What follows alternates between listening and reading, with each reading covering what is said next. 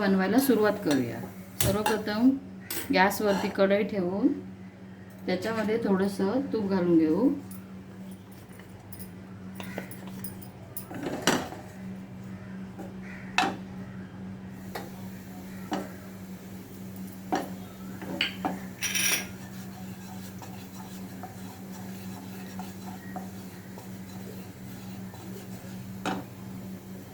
आता तूप गरम झाल्यावरती त्याच्यात आपण रवा घालू।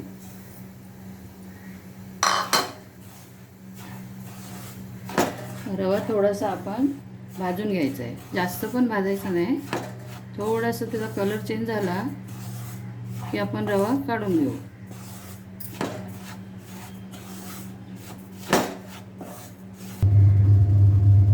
आता 5 मिनिटं झालेली आहेत। रवा थोडासा असा भाजून घेतला आहे आणि थोडा रव्याचा आता वास येतोय। तर आपण आता हा रवा वाटीमध्ये बाउलमध्ये काढून घेऊया। आता हा आपला रवा भाजून झालेला आहे। तर चला आपण आता कांदा फोडणीला देऊया। इथे आता तेल गरम होत आहे, त्यासोबतच आपण इकडे गॅसवरती पाणी उकळायला ठेवूया। आता आपण तेल गरम झालेलं आहे, त्याच्यामध्ये प्रथम आता राई घालूया।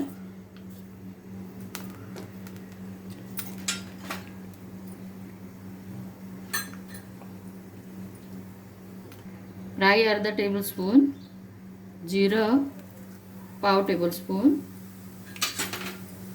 पाव टेबलस्पून हिंग,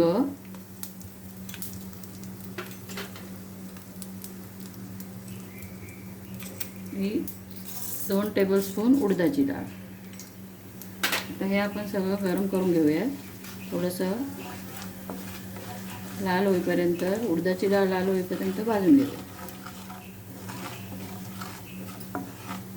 ह्या इथे आपण कढीपत्ता पण टाकू शकतो, पण सध्या माझ्याकडे कढीपत्ता नाही आहे।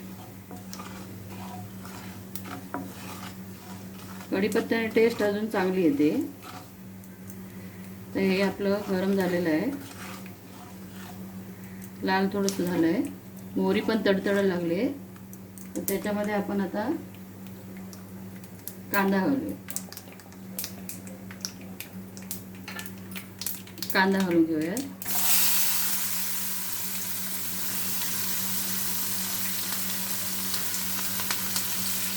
थोडंसं आलं घालूया।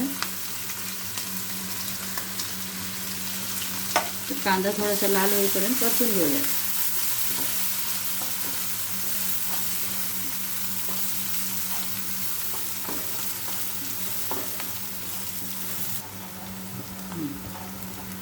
आता आपला कांदा थोडा लाल होत आहे,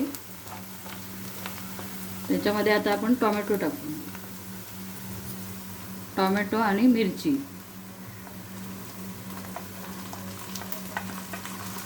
थोडा पुन्हा हलवून घेऊया। गॅस मिडियम ठेवायचा। आता याच्यावरती आपण झाकण ठेवून बंद करून एक वाफ काढून घेऊया। टोमॅटो सॉफ्ट होईपर्यंत त्याला शिजवून घेऊ।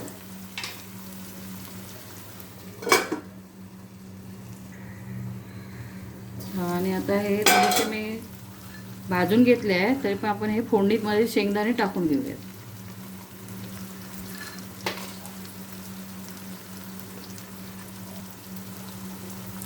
शेंगदाण्यामुळे अजून चव वाढते, आपला उपमा टेस्टी होतो। थोडा पुन्हा बंद करून त्याला थोडी एक वाफ काढून घेऊया।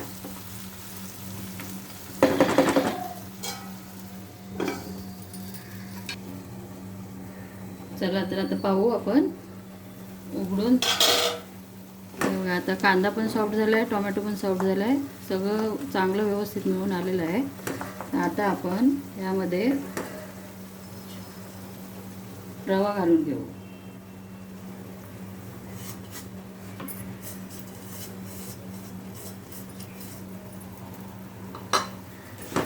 थोडं आता मिक्स करून घेऊ।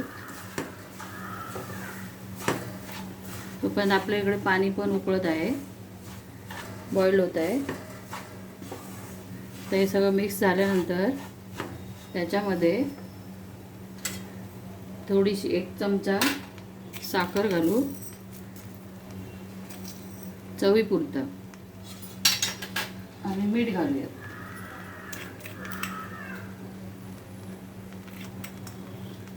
दीड चमचा मीठ. आता आपण पुन्हा एकदा हे सगळं मिक्स करून घेऊ.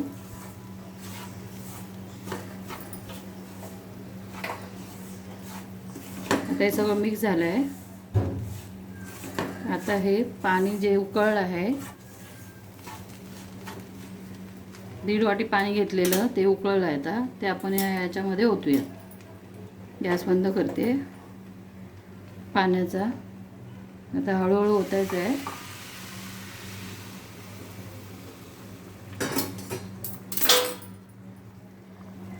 सगळं मिक्स करू.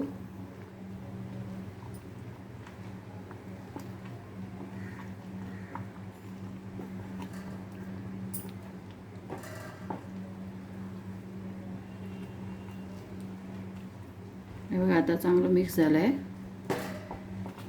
तर याच्यावरती थोडा वेळ झाकण ठेवून बंद करून त्याला थोडी वाफ काढून घेऊ.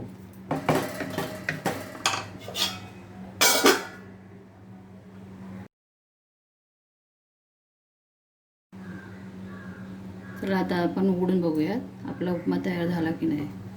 हे बघा आता उपमा आपला तयार झालेला आहे. गॅस बंद करूयात. आपला उपमा आता खाण्यासाठी तयार आहे. तुम्ही पण नक्की करून बघा. माझ्या व्हिडिओला लाईक, शेअर आणि सबस्क्राईब करा. धन्यवाद.